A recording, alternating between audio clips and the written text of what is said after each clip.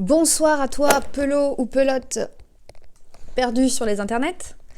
Ça fait 5 ans que j'essaie de faire cette vidéo et que j'y arrive pas. Il est beaucoup trop tard. Ça fait depuis 2017 que j'essaie de faire cette vidéo. J'y arrive absolument pas. Je procrastine et c'est peu de le dire.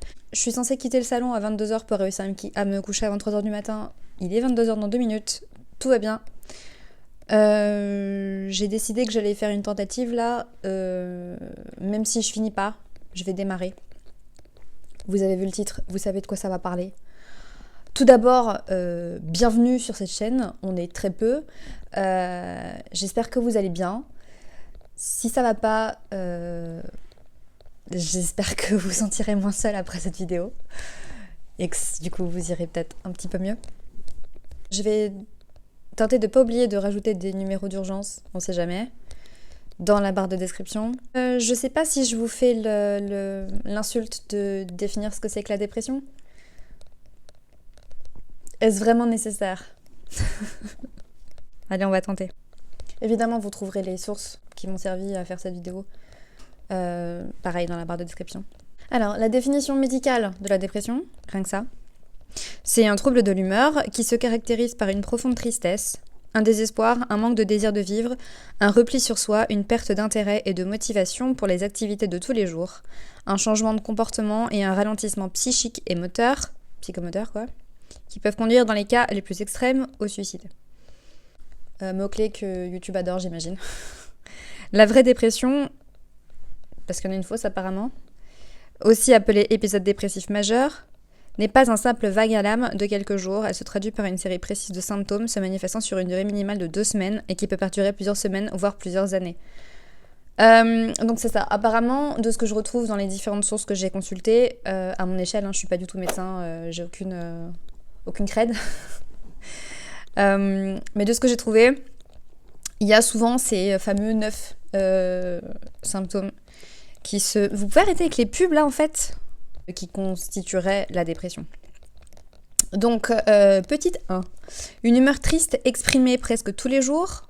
Enfin, tu l'exprimes pas forcément, mais... Souvent plus prononcée le matin que le soir. Ouais, parce que t'as pas envie de te lever. Aboutissant parfois à des crises de larmes sans motivation. Une perte d'intérêt pour les activités habituelles. Genre celles qui t'enjaillent habituellement. Une diminution générale de la libido. Désolée, Flo. Une dévalorisation de soi. Genre je sais pas jacter. Une culpabilisation vis-à-vis de l'entourage, parce que t'as peur de faire chier. Enfin, tu sais que tu fais chier, enfin bref, tu culpabilises quoi. Le doute systématique et exagéré sur la valeur de ses actes ou de ses idées. Personnellement, ça, je pense que ça a commencé avant ma dépression, mais oui. Les pensées récurrentes de mort et idées suicidaires. Je suis pas fan, hein. C'est pas une passion, la mort. C'est juste que c'est la seule issue que tu trouves à ta souffrance, donc effectivement, t'y penses souvent. Tu penses souvent en fait que t'as pas d'autre alternative. En tout cas, tu ne vois pas d'autre alternative. Le ralentissement psychomoteur se traduisant par des difficultés de concentration, des baisses de vigilance, des trous de mémoire, des difficultés à suivre ou à participer à une conversation. L'indécision face aux choix les plus simples. La variation importante de poids, 5% de la masse corporelle ou perte ou en gain. Ouais, je sais. Aussi perte, ouais. Le trouble du sommeil, ça plus. Se manifestant par une insomnie, d'où les 22h pour réussir à me coucher à 23h du matin. On adore. Difficulté d'endormissement, réveil nocturne ou une hypersomnie, envie fréquente de dormir tout le temps, toute la journée, tout le temps, t'es jamais reposé, que tu dormes 6, 8, 10, 12 heures, 14 heures, t'as toujours envie de faire dodo. Envie fréquente de dormir, volonté consciente ou inconsciente de trouver refuge dans le sommeil, la sensation de fatigue dès le matin. J'aurais bien aimé qu'il parle de neurasthénie, mais bon, je l'ai vu nulle part. Donc oui, pour celles et ceux qui ne l'auraient pas encore compris, si je fais cette vidéo qui me tient très à cœur, c'est parce que je suis beaucoup concernée par cette maladie. Je sais pas si on appelle ça maladie, trouble. Mais voilà, j'ai été diagnostiquée pour la première fois officiellement en 2015, lorsque j'ai fait mon premier burn-out. Voilà. Donc c'est là en fait que j'ai carrément, enfin mon médecin généraliste a carrément fait une demande pour moi pour demander la LD. Donc l'affection longue durée, donc c'est-à-dire que vraiment là pour le coup c'est pas genre oui vous avez la dépression, merci au revoir, c'est genre t'es dedans, grognasse, tu vas douiller, il faut le dire, parce que tu vas avoir besoin de trucs. Voilà.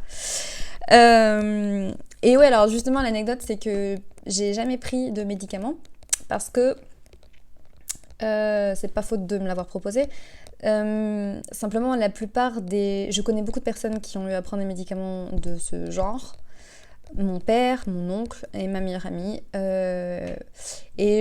Pour l'avoir constaté chez l'intégralité de ces gens, ça fait 100% des personnes qui ont pris ça, elles ont eu des prises de poids gargantuesques, entre autres, hein. Mais il y a eu ça. Et puis, perte des dents, beaucoup de caries, beaucoup de problèmes bucco-dentaires. Pardon. J'ai assez de problèmes comme ça pour m'en rajouter. Donc, non. Je vais pas non plus vous accabler en vous énumérant l'intégralité des types de dépression et les sous-types de dépression, sachant que les articles sont jamais d'accord entre eux et qu'ils disent pas tous la même chose. J'ai pas le DSM-5 en ma possession. Il y en a beaucoup, il y en a pléthore. Je pense pas que ce soit hyper intéressant d'en faire le listing complet. La plupart des choses de ce que j'ai distillé qui distinguent en fait les différents types de dépression, c'est souvent la durée. Enfin moi après ça me fait doucement rigoler quand je lis des épisodes dépressifs qui durent 2 semaines. J'envie beaucoup ces personnes. Je sais pas trop comment ça se passe chez elles, mais bravo. Donc voilà, en général ça va de plusieurs semaines à plusieurs années. Voilà. Et puis, alors après, il y a aussi des triggers particuliers, je pense notamment au postpartum. Je ne connaissais pas non plus, mais apparemment, il y a des dépressions saisonnières qui existent. Et apparemment qui seraient justifiées par un manque de lumière qui aurait une conséquence directe. Enfin bref. Donc voilà, il y a ça. Bref, il y en a plein. Et donc, dont le burn-out aussi. Moi, je l'ai connu à 2 reprises dans ma carrière. Hardcore avec plus de 3 mois d'arrêt maladie pour le deuxième. Mais donc professionnel, je sais qu'il y a des burn-out, tous les burn-out ne sont pas forcément professionnels. Je pense notamment à des mamans qui sont surépuisées, enfin bref. C'est une maladie dont on m'a parlé très tard et pour laquelle je pense que c'est quelque chose que je traînais même depuis toute petite. Il y a quelque chose qui m'a énormément étonnée dans mes recherches. J'ai absolument pas trouvé de... Cette lumière me fait mal, c'est atroce. J'ai absolument pas trouvé de distinguo dans les différents types justement de dépression entre les personnes qui auraient une dépression entre guillemets justifiée, c'est-à-dire qu'il y aurait une cause ou de multiples causes qui expliqueraient cette conséquence, versus un dérèglement cérébral. Quelqu'un qui aurait tout ce dont elle a besoin et qui serait pas heureuse, j'en ai connu, enfin voilà, versus une personne qui a survécu à des traumatismes gravissimes. Je pense pas en fait que le processus, la causalité soit la même, et du coup, je pense aussi que les médicaments n'ont pas la même conséquence. Parce que pour moi, entre un cerveau qui n'est pas capable de produire les hormones qui vont bien pour réagir correctement à des stimuli, c'est pas la même chose qu'un cerveau qui cope avec des... Désolée, je franglais. Qui fait comme il peut, qui gère des stimuli négatifs, traumatiques, et qui fait ce qu'il peut avec, quoi. Je pense que pour moi, quelqu'un qui réagirait de manière positive à un stimuli négatif, ça relèverait de la folie, en fait, quelque part. Enfin, je sais pas. Genre que quelqu'un te fait du mal et que ça te rend heureux et que tu veuilles rester là. Je sais pas. Bref. C'est quelque chose, en tout cas, qui m'a beaucoup étonnée. C'est comme quand j'ai fait le test... j'ai fait un test de QI dans le cadre d'un... Parce que oui, alors je l'ai pas dit, mais je suis donc très tardivement, à l'âge de 30 ans, diagnostiquée autiste, TDA et aussi dépression. Alors on m'a dit réactionnelle, mais bon, peu importe. Et donc j'ai fait un test de QI et j'ai été énormément étonnée de voir le peu de domaines qui étaient testés par ce test officiel, le WISE 4, je crois. Enfin le dernier, quoi. Il ils testent, je crois, 5 types d'intelligence, la mémoire, des choses comme ça, mais je sais pas moi. J'ai été étonnée qu'ils fassent pas qu'il n'y ait pas des tests, par exemple, je sais pas, pour moi, les gens qui se déplacent dans l'espace, qui arrivent à danser, à s'exprimer corporellement, pour moi, c'est un type d'intelligence, la musique aussi, enfin bref. Donc c'est une science molle, hein. La psycho... Là, c'est une science molle. Après avoir lu toutes ces recherches, alors comme je suis pas médecin, je me base sur ma propre expérience je la compare à ces recherches de profanes que j'ai faites. Et je pense que je m'arrêterai là après pour ce soir. Si je devais m'auto-diagnostiquer, donc comme je vous l'ai évoqué tout à l'heure, la psychiatre qui m'a diagnostiqué TSA et TDA, elle m'a parlé de dépression réactionnelle. Comme si la dépression qu'elle me diagnostiquait, c'était une conséquence directe de mon TSA. Comme il a été diagnostiqué extrêmement tardivement et que je me suis démenée pour rentrer dans un moule dans cette société dans laquelle je ne fitais pas du tout. Ce qui m'étonne par ailleurs, c'est qu'avant de voir cette psychiatre, j'ai fait un bilan neuropsycho, voilà. Dont a fait partie le test de QI, mais il y avait plein d'autres tests cliniques dedans.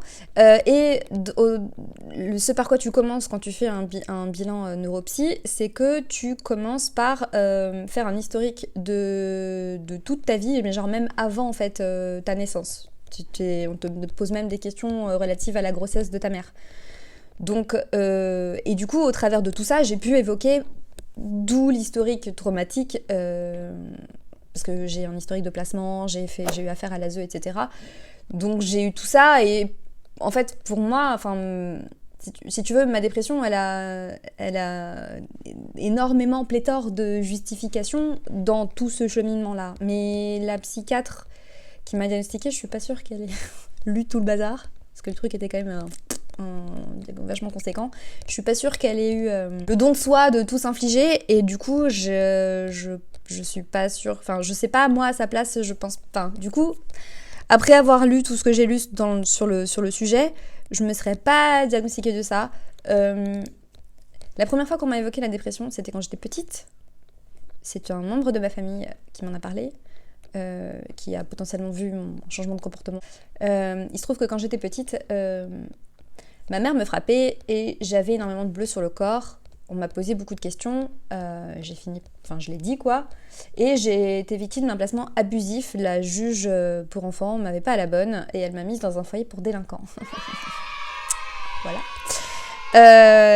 Et donc, quelqu'un de ma famille m'a dit que j'avais fait une dépression infantile. Elle me l'a pas dit sur le coup, elle me l'a dit des années plus tard. Elle m'a dit que pour elle, j'avais fait une dépression infantile. Ça vaut ce que ça vaut. Pareil, cette personne était assistante dentaire, elle n'a jamais été pas médecin. Donc, mais rétrospectivement, je suis d'accord avec elle. Donc ensuite, on m'a évoqué la dépression réactionnelle. J'ai aussi lu symptomatique. La dépression symptomatique, c'est plus justement directement en corrélation avec une maladie, un trouble, une maladie, comme une sorte de comorbidité, alors que la dépression réactionnelle, c'est en réaction à quelque chose, mais pas spécialement une maladie. Ça peut être un deuil, peu importe. Et ensuite, moi, personnellement, si je m'auto-diagnostiquais, je pencherais plus vers la dysthymie. J'ai lu aussi quelque part chronicisation de la dépression.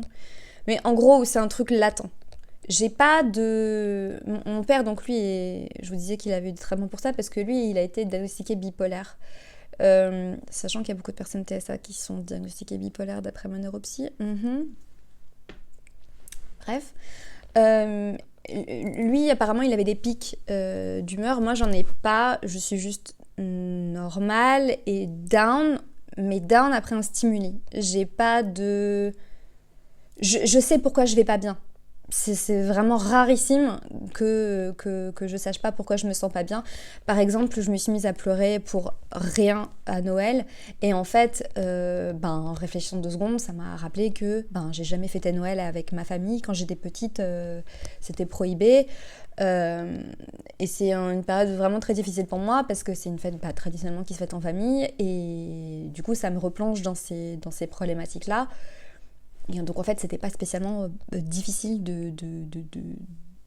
de trouver une cause qui justifierait ces petites larmes qui semblaient... Voilà. J'ai beaucoup de colère, j'ai énormément de colère, c'est aussi pour ça que pendant très longtemps on m'a parlé de trouble borderline, parce que quand t'es une femme en colère, on te reparle souvent de ça. Voilà.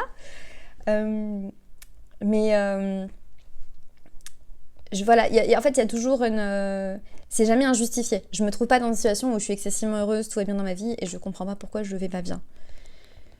Je vais m'arrêter là pour ce soir. La prochaine fois, je regarderai la fin de cette vidéo et je saurai que je dois reprendre à... je voulais rajouter d'autres effets secondaires que moi j'ai pu constater et que d'autres médecins m'ont évoqué aussi en one-to-one. Une petite incohérence entre la déprime et la dépression. Et puis une petite mise en garde sur l'automédication. Ah, un de ces quatre. Bye. Pour vous c'est une seconde après, pour moi c'est le lendemain. J'ai fait exprès de mettre le même t-shirt pour pas trop vous dépayser. Quelques petites choses que j'ai oubliées hier. Quelques ratés. Déjà, je suis sincèrement désolée. Le zip là, arrêtez pas de... Je suis vraiment désolée pour le bruit que ça a fait. Donc je l'ai accroché là en espérant que ça aille bien. Vraiment, je suis désolée. Mais en fait, c'était soit je retournais le truc et du coup j'étais moins authentique. Attends, je vais dire... Parce que c'est même ça, je l'ai noté, tu vois, pour pas l'oublier. C'était soit je retourne voilà, en mot authentique, soit j'assume. Donc j'assume, voilà, j'ai fait une bourde. Je sais pas, je suis novice dans le domaine, ça se voit, ça s'entend surtout. Vraiment désolée. J'espère que ça ira mieux pour cette fois, enfin que ça va mieux se passer là. Autre chose que je voulais préciser, en fait cette vidéo-là elle me tenait à cœur parce que moi-même j'ai à de multiples reprises fait des recherches sur cette thématique. Et souvent, j'ai remarqué que les personnes qui faisaient des vidéos là-dessus, c'était souvent des personnes qui en étaient sorties et qui donc proposent leurs solutions et tout. Mais en fait, moi, leur solution, c'est souvent des choses qu'on a déjà entendues et qui fonctionnaient pas forcément déjà pour moi. Et du coup, voilà, je voulais faire cette vidéo en tant que personne concernée qui est encore dedans. Qui entre plus ou moins dedans, ça dépend des périodes, mais toujours un pied dedans, quoi. Ah oui, alors littéralement, je suis désolée, j'espère que je vais pas trop chier en parlant de TDA et de TSA un peu partout, mais vraiment littéralement, je re-regardais la vidéo juste après l'avoir tournée, je me suis rendu compte que j'avais commencé une phrase sans la terminer. Voilà. À un moment donné, j'exprime le fait que je suis en colère. Après, je pars sur le borderline et tout. Mais j'exprime le fait que je suis en colère. Et en fait, ce que j'ai oublié de terminer, c'est que, au même titre que quand on est en dépression, à mon sens, enfin, dans mon cas, je suis en dépression, j'ai des bonnes raisons de l'être, j'ai des bonnes raisons d'être triste. On m'a fait des choses, j'ai vécu des choses, j'ai survécu à des choses qui m'ont fait de la peine, qui m'ont fait du mal, donc ça me rend triste. Mais ça me rend aussi en colère parce que j'estime que quand on a vécu une ou plusieurs injustices, il est parfaitement légitime d'être en colère contre les personnes qui les ont commises ou contre le fait que ça s'est produit, etc. Il y a une colère sous-jacente, plus ou moins sous-jacente. Il y a une colère, elle est parfaitement justifiée. Et c'est souvent cette colère-là qui sert de moteur pour survivre, s'en sortir, faire ce qu'il faut en tout cas pour s'en sortir. Dernière chose avant de passer au point que j'évoquais en toute fin de vidéo la dernière fois. Je voulais revenir sur la distinction entre les types de dépression. J'ai parlé du fait que, de ce que je croyais comprendre, il y a une notion de durée et de récurrence aussi, et d'intervalle, c'est-à-dire que soit tu as un épisode dépressif qui va juste durer le temps que ça va durer et puis c'est fini, ou à contrario il va durer ce qui va durer et puis il va y avoir un intervalle sans rien et puis tu vas replonger dedans, etc. Donc durée, récurrence, intervalle et stimuli. Qu'est-ce qui l'a déclenché ? Je pense notamment au burn-out. Quand j'ai fait mon premier burn-out, on m'a dit que j'étais tombée en dépression sans forcément la qualifier. Et quand j'ai fait mon deuxième burn-out qui m'a valu plusieurs mois d'arrêt de travail, on m'avait parlé de dépression nerveuse. Et d'ailleurs, la doc m'avait dit à l'époque que c'était déjà un terme obsolète et qu'on parlait de dépression majeure. Voilà. Mais à la médecine du travail, moi, on m'a parlé de burn-out. Et clairement, c'était ça. C'était une période concentrée où on me lâchait pas au boulot et on me demandait de faire trop de choses pour hier. Et en fait, j'en pouvais plus. Rien n'allait et voilà. Et pour les causes, donc il y a l'aspect génétique. Je sais pas trop, en fait, peut-être qu'il y a des personnes qui ont plus tendance que d'autres à tomber ou à rester dedans. Après, je pense que quand le sort s'acharne sur les gens, le résultat est plus ou moins le même, quoi. Biologique, donc ça c'est ce que j'évoquais quand je disais que j'avais l'impression qu'on n'en parlait pas trop. En fait, ce que j'évoquais, donc c'est dû aux hormones, mais aussi alors aux neurotransmetteurs, qui apparemment n'en est pas une d'hormone. Donc la sérotonine, c'est pas une hormone, c'est un neurotransmetteur. Je ne suis pas médecin. 12e édition. Par contre, voilà, ce qui m'avait étonné, c'était qu'il y avait pas que ça n'impliquait pas de différenciation, de distinction de type, ni de ce que je crois comprendre de traitement. Et en fait, encore une fois, ce qui m'interpelle et ce qui m'inquiète, c'est que quand on donne des médicaments à quelqu'un dont le cerveau n'arrive pas à produire les choses, je veux bien, ça l'aide à combler le manque, à pallier le manque, peut-être même à le réparer. Mais une personne qui produit naturellement les hormones qui vont bien et les neurotransmetteurs qui vont bien, mais qui juste n'arrive pas à les fabriquer parce que dans sa vie ça va vraiment pas bien, pour moi c'est plutôt les problèmes dans sa vie qu'il faut régler ou l'aider à régler, plutôt que de prendre des choses qui risquent à terme, et sur le long terme en tout cas, dérégler son cerveau. C'est ça qui m'inquiète en fait. Et c'est ça que j'ai pas réussi, à mon sens, à très très bien exprimer la dernière fois. Et donc par la suite, conditions et événements de vie.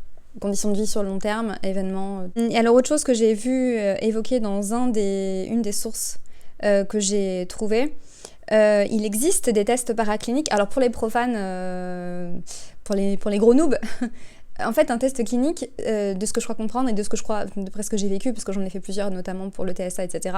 Un test clinique, c'est juste c'est un mot compliqué pour dire que juste on pose des questions et tu y réponds en fait. Des tests paracliniques, c'est des tests un peu plus poussés, genre une IRM, tu vois. Et ça, déjà, c'est pas toi qui y réponds, c'est la machine qui détecte des bails dans ton cerveau, et la machine, elle est pas partie prenante, tu vois ce que je veux dire.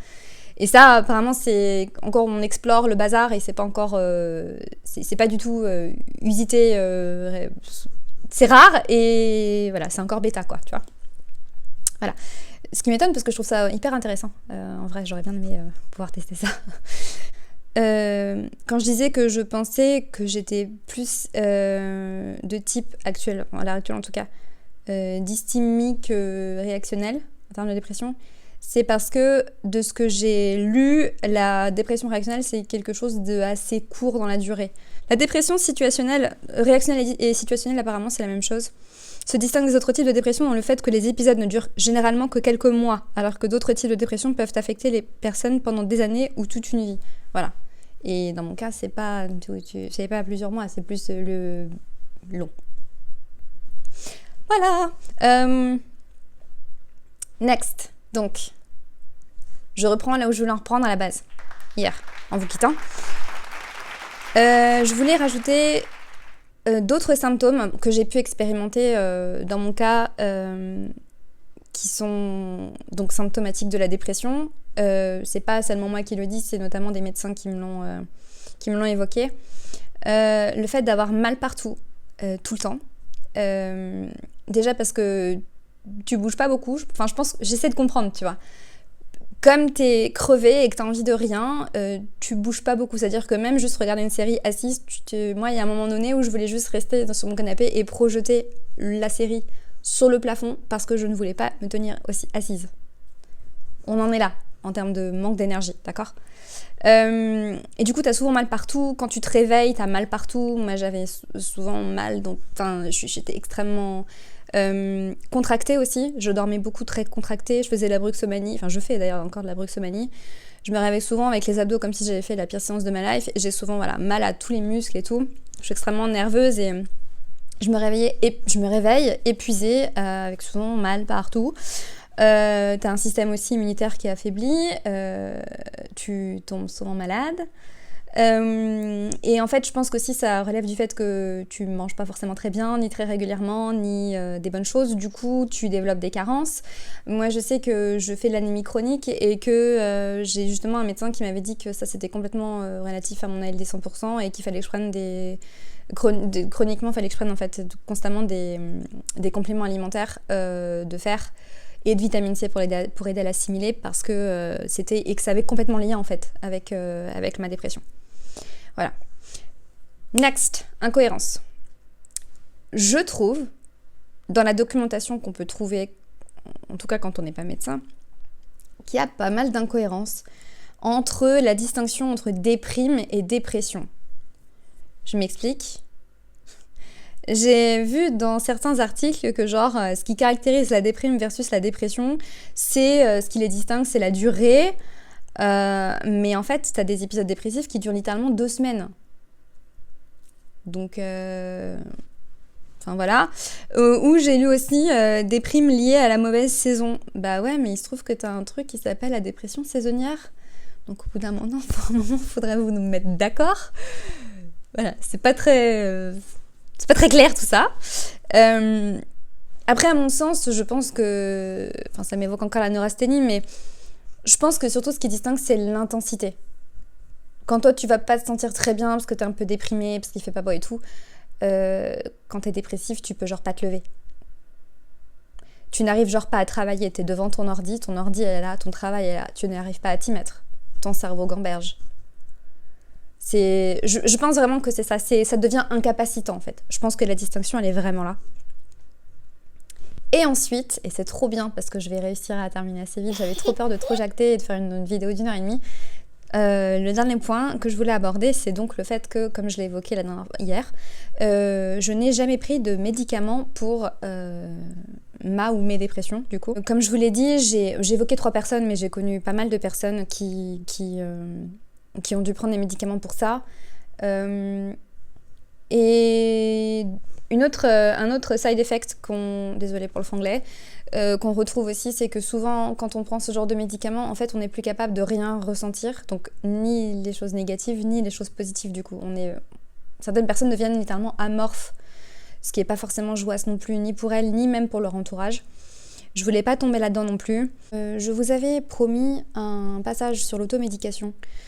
Il faut savoir que à plusieurs reprises, donc à différentes périodes, quand j'ai vraiment atteint le fond du seau, le fond du trou, j'ai recherché des solutions un peu moins hardcore que les neuroleptiques ou les antidépresseurs, enfin bref, ce que justement je voulais éviter de prendre. Et du coup, chercher des solutions un peu plus naturelles. Et à plusieurs reprises, j'avais retrouvé cette histoire du millepertuis. Donc c'est une plante qui apparemment est souvent conseillée pour aider les personnes en dépression à en sortir. Alors justement, tout à l'heure je disais que les dérèglements hormonaux en fait pouvaient favoriser la dépression. Et justement, la prise de la pilule, ça peut en faire partie. Seulement, il y a certaines personnes qui ont besoin de... Enfin, moi, personnellement, arrêter la pilule, c'est pas du tout envisageable pour moi. Je prends la pilule, c'est une question de survie, je la prends depuis très jeune pour justement réguler... Enfin, j'ai des règles extrêmement douloureuses qui sont handicapantes si j'ovule, donc si je prends pas la pilule. Donc, bref, pour moi, c'est pas du tout possible de l'arrêter. Et c'est du coup pas du tout possible non plus de prendre du millepertuis puisqu'apparemment ce serait contre-indiqué avec la prise de pilules, ça pourrait contrecarrer l'efficacité de la pilule.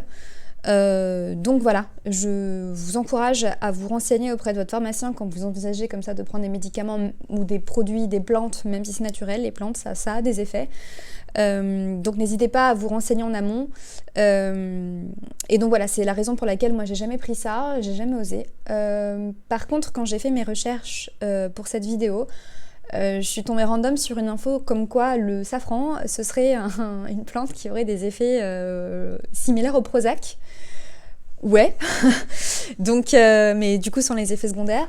Alors moi je le savais pas parce que je fais jamais de cuisine, je suis une grosse quiche dans le domaine, mais apparemment le safran c'est une plante qui est excessivement chère. c'est pas qu'elle vaut la peau du cul, c'est qu'elle vaut la peau, tes os, tes organes, absolument tout. C'est un truc de fou comment ça coûte cher. Cependant, j'ai trouvé un complément alimentaire. C'est la marque Safranov Bio. Je connais pas du tout, c'est pas sponsorisé. Enfin voilà, je l'ai acheté avec mon argent. Voilà. C'est pas si onéreux que ça puisque c'est moins de 15 €. Alors je sais que, clairement, moi quand j'étais étudiante, j'aurais absolument pas eu les moyens de m'offrir ça. Et évidemment, le désavantage c'est que contrairement à l'allopathie, c'est pas remboursé par la Sécu et tout ça. Mais voilà, bon, ça vaut ce que ça vaut. J'ai trouvé ça, je viens juste de commencer depuis 3-4 jours. On verra bien ce que ça va donner. Après, du coup, forcément, dans ma carrière, j'ai pas adopté les comportements les plus safe en réponse en fait à cette maladie, à ce trouble, peu importe. J'essaie de m'en sortir comme je pouvais et je pense aussi que c'est pour ça qu'on m'a qualifiée de borderline, c'est parce que voilà, j'étais déprimée notamment parce que j'avais pas de famille, donc j'ai un syndrome abandonnique aigu. Et du coup, je m'attachais souvent à des personnes, souvent les gens qui s'intéressent à moi déjà, c'était... Enfin, ça y est, je vais trop parler. Je trouve que souvent, quand tu vas pas bien dans ta vie, quand tu es une personne blessée par la vie, traumatisée, survivante, souvent les personnes qui s'intéressent à toi, c'est pas forcément les personnes les plus saines, parce que c'est quelque chose qu'elles arrivent à repérer. Et je crois même, ma meilleure amie a fait des études de sociaux, elle m'a expliqué que c'était quelque chose qui était prouvé, que souvent les personnes qui ont les plus mauvaises intentions sont équipées de détecteurs à détecter les personnes faibles, les personnes en situation de faiblesse. Et du coup, dans ma carrière, voilà, souvent, c'est pas les plus belles personnes en fait qui ont posé leurs yeux sur moi et qui les ont laissées là. Et moi, du coup, comme j'avais cette peur de l'abandon, je m'attachais souvent à des personnes qui méritaient pas forcément déjà mon attachement et qui étaient pas forcément saines pour moi et qui étaient assez manipulatrices et parfois toxiques. Et du coup, forcément, c'était pas glop et ça m'aidait pas. À l'inverse, ça m'enfonçait encore plus dans mon état, dans mon mal-être. Voilà. Et en fait, un jour, j'en ai eu marre. J'ai tout plaqué. Je me suis barrée à 700 bornes. J'ai acheté ma maison. Je me suis dit... En plus, j'ai perdu mon travail au moment où j'ai acheté ma maison. Je me suis dit, c'est pas grave, au pire, j'ai un an d'alloc à Pôle emploi. Au pire, au bout d'un an, je canne. Voilà. Et j'ai au moins un an de répit où je peux me reposer et tout. Et mon deal, c'était... jusqu'à présent, en fait, il était hors de question que je vive pour moi-même. Je trouvais ça... J'ai vraiment une... J'aime pas l'égoïsme. J'aime pas l'égoïsme. J'ai une aversion en fait pour l'égoïsme et je ne me voyais pas vivre que pour moi-même. Et du coup, c'est souvent ça qui me servait de justification à rester accrochée à des gens, enfin, du coup, à une personne à la fois, mais voilà. Et en fait, là, j'ai décidé de plaquer tout ce système-là. Et de dire, tant pis, personne veut de moi, et je veux de personne. Quand je me frotte aux gens, ils me blessent, et je vais rester toute seule. Et je vais être ma meilleure amie. Voilà, je vais m'occuper de moi, je vais prendre soin de moi, je vais essayer de bien manger. En fait, toutes les petites sources de plaisir que je peux grappiller, où que ce soit, je vais tout tenter et je vais le faire. Et j'ai du coup attaqué ma plus longue période de célibat. Je crois que ça a duré environ 2 ans et demi, un truc comme ça. Sincèrement, je pense que Aristote, hashtag, on n'est pas autosuffisant. L'être humain, ça fait partie de ses besoins, on s'organise en société, je veux dire, la famille, la cité, tout ça. Personne n'est autosuffisant. Et même si t'en as pas conscience, les gens qui ont des parents, qui ont une famille, c'est inné, c'est acquis pour eux, ils remettent même pas ça en question, mais voilà, on a tous besoin d'un lien sécure dans la vie, ok ? Quand tu l'as pas, quand tu l'as jamais eu, il y a une théorie, sur la résilience qui dit que normalement t'es pas censé pouvoir survivre, être résilient si tu l'as pas eu à un moment donné, bref. Mais voilà, c'est vraiment très très très très compliqué pour ta mouille si t'as pas eu ça. Et du coup, j'ai décrété que j'allais m'en passer, voilà, et que j'allais m'occuper de moi. Ça a été ça a été ma propre thérapie. En plus, là où j'ai emménagé, en termes de vide médical, ça se pose là. Donc, j'avais pas trop le choix. Mais voilà. Donc, cocooning plus, ma bulle. Même quand j'ai réussi enfin à retrouver du travail après 1 an, je fais plus que du télétravail. Je suis TSA, donc voilà, ceci explique cela. Heureusement, j'avais accumulé en arrivant ici, j'avais déjà travaillé pour certaines grosses boîtes, donc du coup, mon CV pouvait me permettre d'avoir ce type d'exigence. Puis ensuite, il y a eu le Covid qui, c'est malheureux, mais a un petit peu démocratisé cette logistique. Mais voilà, donc cocooning plus. Et quand j'ai enfin laissé entrer quelqu'un dans ma vie, déjà c'est chouette, c'est enfin chouette. Et puis, je l'ai vraiment testé, en fait. C'est pas la première personne qui avait l'air de matcher, je te ramène vers moi et je te tire. C'est limite l'inverse, en fait. Je l'ai pas mal testé et tout pour être sûre que ça pourrait le faire et qui serait le plus safe possible. Je vais m'arrêter là, parce que là, je digresse. Mais voilà où j'en suis. Pour le moment, ça va. Plus ou moins, parce que tous mes besoins sont pas encore comblés. Je suis encore en attente de soins, d'ailleurs, relatifs à mon TSA, TDA, tout ça. J'ai beaucoup de choses que je peux pas faire dans la vie. À commencer par prendre ma voiture et aller chez le médecin, parce que conduire pour moi, c'est très dur. Mais voilà. Je suis en attente de ça, j'ai pas une vie sociale, je peux même pas dire que j'ai pas de vie sociale épanouie, je n'ai pas de vie sociale tout court. Mais voilà, je suis bien accompagnée. et d'ailleurs, il va bientôt arriver, donc je vais vous laisser. Je vous dis à bientôt parce que je compte pas m'arrêter là en termes de thématiques comme ça un peu touchy. C'est la première raison qui m'a fait ouvrir cette chaîne. Avant que ma meilleure amie m'encourage à poster des vidéos de musique et tout. À la base, c'était ça que je voulais faire. Et d'ailleurs, je voulais le faire à l'époque où j'étais en Burnout 2, le plus hardcore.